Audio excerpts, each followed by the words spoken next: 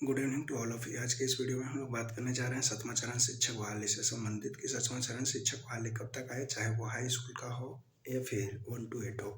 दोस्तों, जो मेरा व्यक्तिगत मानना है, आप भी ये जान रहे हैं कि अब जो कोई भी वैकेंसी है वो इलेक्शन बेस हो गया है।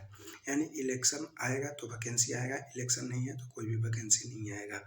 जितना भी है आप मान के चलिए कि अभी तक जो पेपर या अन्य सोशल मीडिया के माध्यम से पता चल रहा था, पता चल रहा है कि अप्रैल तक हाई स्कूल 7वां चरण जो शिक्षक वाले है वो अगला सेशन स्टार्ट होने तक या कल अप्रैल तक कंप्लीट करने की बात चल रही थी।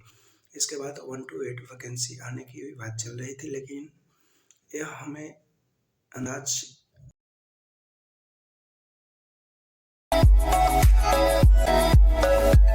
रिजल्ट आने के बाद ही आपको 7वां चरण शिक्षक बहाली 1 to 8 का देखने को मिल सकता है और ये आपके लिए सुनहरा मौका हो सकता है कि आप भी 7वां चरण शिक्षक बहाली में भाग लेंगे।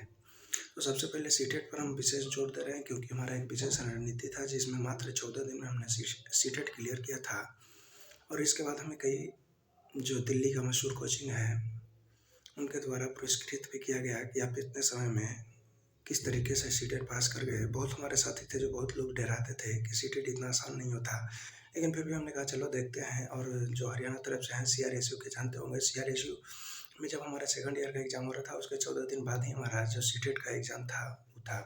तो हमारा मात्र 14 दिन मिला था। तो 14 दिन में जो हमने अपना रणनीति अपनाया था, यानी कॉल है कि बहुत कम समय में सीटेट पास करने की रणनीति पर हम इस वीडियो में बात कर रहे हैं। तो आप ध्यान से सुनिएगा कि किस तरीके से पास करना है सीटेट।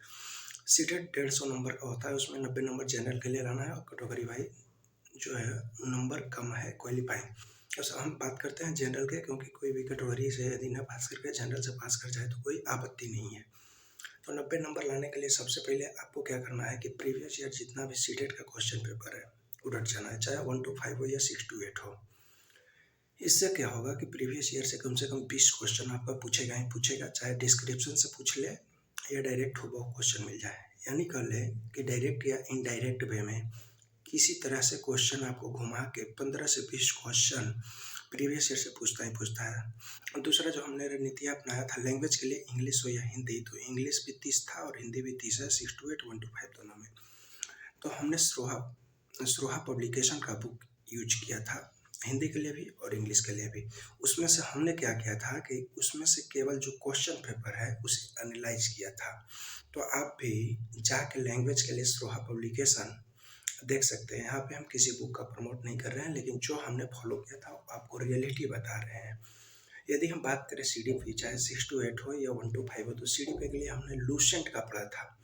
लूसेंट में जो तथ्यात्मक होता है, परीक्षा उपयोगी करके लिखा रहता है, केवल वो पढ़े थे और क्वेश्चन लगाए थे।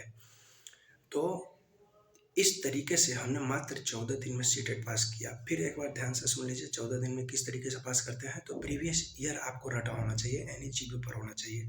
प्रीवियस ईयर से आपको कम से कम कितना क्वेश्चन पूछेगा, 15 से 20 क्वेश्चन, चाहे डायरेक्ट पूछ ले या डिस्क्रिप्शन उसका एनालाइज कीजिएगा उससे पूछ ले। 15 से 20 क्वेश्चन यहाँ से आपका निकल जाएगा। दूसरा, यदि लैंग्वेज आप कीजिएगा तो स्रोहा पब्लिकेशन का जो है उससे एनालाइज करना है, ये नहीं कि रट जाना है क्वेश्चन वही आएगा। हाँ, हूबहू पूछ भी सकता है, नहीं भी पूछ सकता है, लेकिन क्वेश्चन एनालाइज कीजिएगा तो 10 से 15 क्वेश्चन वहाँ से भी निकलेगा। लैंग्वेज में हिंदी से लैंग्वेज हिंदी या इंग्लिश दोनों की बात कर ले, दोनों में स्रोहा पब्लिकेशन का बुक आता है, हिंदी इंग्लिश। ग्रामर भी उसमें लिखा हुआ है, तो आप वहाँ से ग्रामर भी देख सकते हैं। और जो अन्य होता है क्वेश्चन लैंग्वेज के लिए वो भी उसमें दिया हुआ है, प्रीवियस ईयर के साथ भी टॉपिक वाइज उसमें अच्छे तरीके से दिया हुआ है और हम वही बुक पढ़े थे। CDP में हम बताए लूसेंट, तो लूसेंट को आप रट जाइएगा। परीक्षा उपयोगी जो तथ्य है और क्वेश्चन आप रट सकते हैं। हमारा शायद इंग्लिश में हम स्रोहा पब्लिकेशन, हालांकि हम